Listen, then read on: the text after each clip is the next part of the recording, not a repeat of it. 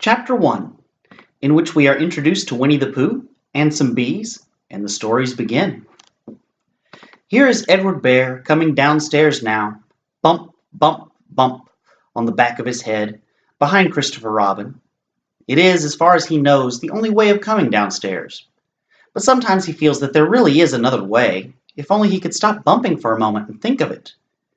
And then he feels that perhaps there isn't. Anyhow, here he is at the bottom and ready to be introduced to you, Winnie the Pooh. When I first heard his name, I said, just as you were going to say, but I thought he was a boy. So did I, said Christopher Robin. Then you can't call him Winnie. I don't. But you said he's Winnie the Pooh. Don't you know what "the" means? Ah, yes, now I do, I said quickly. And I hope you do too, because it is all the explanation you are going to get. Sometimes Winnie the Pooh likes a game of some sort when he comes downstairs. And sometimes he likes to sit quietly in front of the fire and listen to a story. This evening, what about a story? Said Christopher Robin. What about a story? I said. Could you very sweetly tell Winnie the Pooh one? I suppose I could, I said. What sort of stories does he like? About himself, because he's that sort of bear. Oh, I see. So could you, very sweetly? I'll try, I said. So I tried. Once upon a time, a very long time ago now, about last Friday, Winnie the Pooh lived in a forest all by himself under the name of Sanders. What does under the name mean? Asked Christopher Robin. It means he had the name over the door in gold letters and lived under it. Winnie the Pooh wasn't quite sure, said Christopher Robin. Now I am, said a growly voice. Then I will go on, said I. One day, when he was out walking, he came to an open place in the middle of the forest. In the middle of this place was a large oak tree, and from the top of the tree there came a loud buzzing noise. Winnie the Pooh sat down at the foot of the tree, put his head between his paws, and began to think. First of all, he said to himself, that buzzing noise means something. You don't get a buzzing noise like that, just buzzing and buzzing, without it meaning something. If there's a buzzing noise, somebody's making a buzzing noise. And the only reason for making a buzzing noise that I know of is because you're a bee. Then he thought another long time and said, and the only reason for being a bee that I know of is making honey.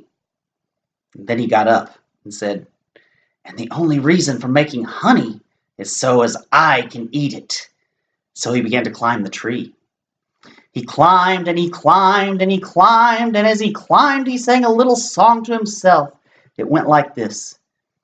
Isn't it funny how a bear likes honey? Buzz, buzz, buzz, I wonder why he does.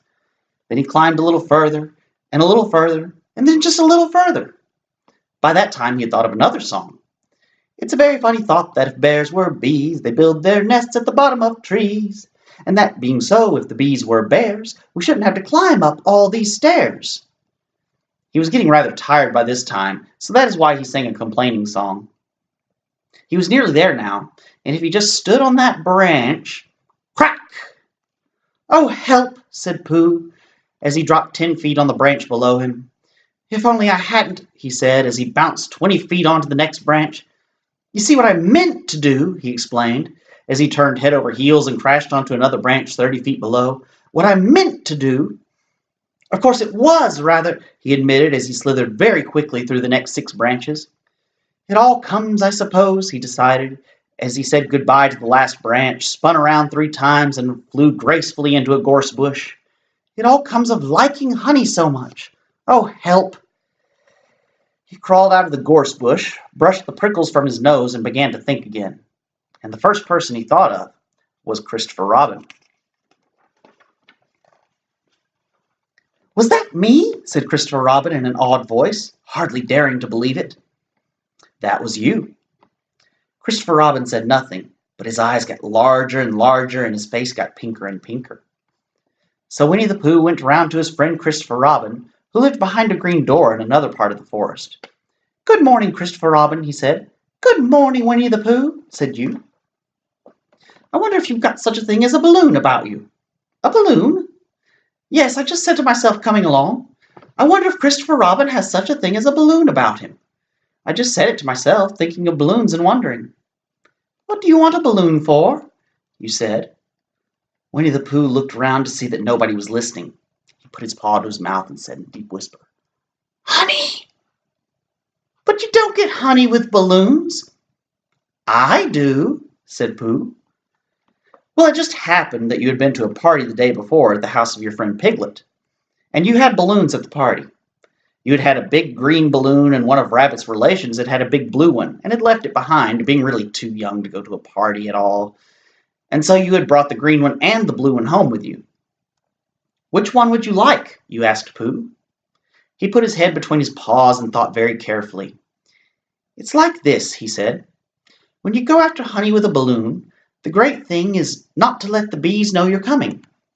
Now, if you have a green balloon, they might think you were only part of the tree and not notice you. And if you have a blue balloon, they might think you were only part of the sky and not notice you. And the question is, which is more likely? Wouldn't they notice you underneath the balloon? You asked. They might or they might not, said Winnie the Pooh.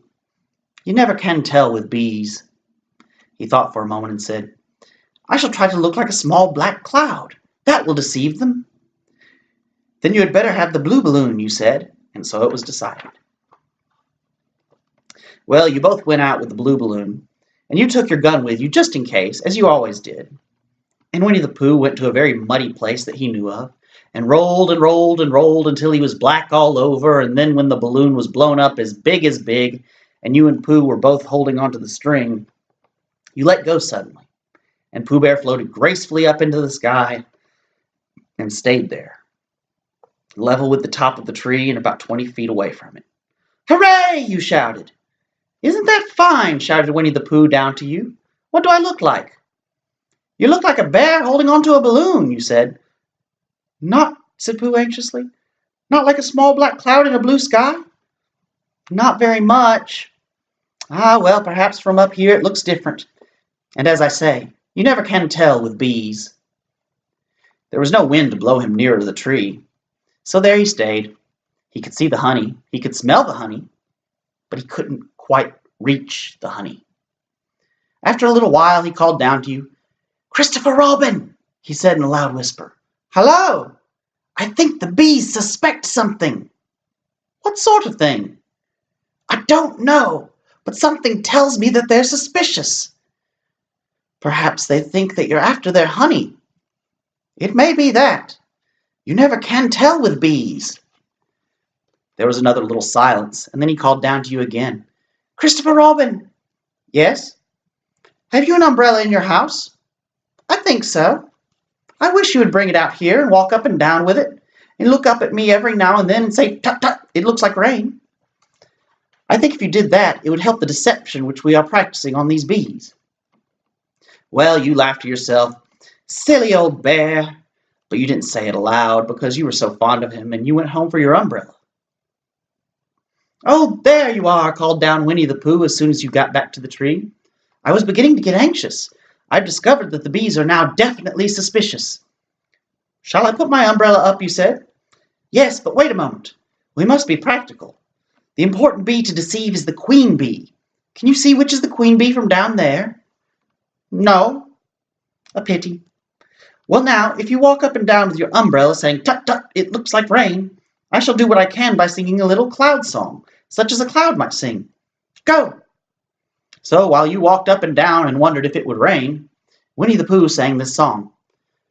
How sweet to be a cloud floating in the blue. Every little cloud always sings aloud. How sweet to be a cloud floating in the blue. It makes him very proud to be a little cloud. The bees were still buzzing as suspiciously as ever. Some of them indeed left their nest and flew all round the cloud as it began the second verse of this song. And one bee sat down on the nose of the cloud for a moment, and then got up again. Christopher! Ow! Robin! He called out the cloud. Yes? I've just been thinking, and I've come to a very important decision. These are the wrong sort of bees. Are they? Quite the wrong sort. So I should think they would have the wrong sort of honey, shouldn't you? Would they? Yes, so I think I shall come down. How? asked you.